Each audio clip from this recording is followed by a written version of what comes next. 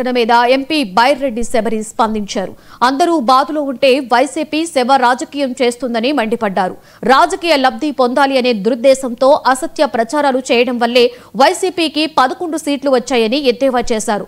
ఇంకా అసత్య ప్రచారాలను కంటిన్యూ చేస్తూ పోతే ఒక్క సీటు కూడా రాదు అన్నారు ఎంపీ బైరెడ్డి శబరి. రాదు అని నేను చెప్తున్నాను. ఎందుకంటే ఇన్వెస్టిగేషన్ రిపోర్ట్స్లో తేలింది ఏంటి?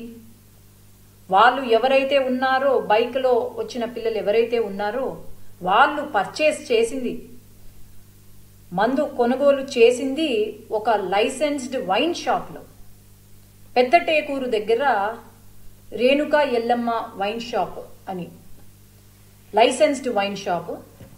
మీడియా మిత్రులకు ఈ వీడియో రిలీజ్ చేయాలి.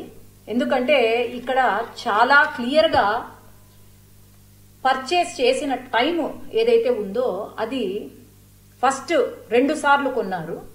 ఫస్ట్ టైం పర్చేస్ చేసింది 7 గంటలకు, ఆ తర్వాత పర్చేస్ చేసింది కొనింది 8:30కు. మీకు చాలా క్లారిటీగా ఒక లైసెన్స్డ్ వైన్ షాపులో కొన్నారు. మరి ఎందుకండి ఎవరిని నమ్మించడానికని చెప్పి ఇంకా బాధలో కూడా ఇంకా మర్చిపోలేకుండా ఉండక ముందే మీరు శవ రాజకీయాలు చేసుకుంటూ తప్పుడు సమాచారాలు ఇచ్చుకుంటూ ఉంటే నిజంగా జగన్ గారు కానీ జగన్ కుటుంబం కానీ ప్రతి ఒక్కరూ సిగ్గుపడాలి. ఈరోజు మీకు ఆ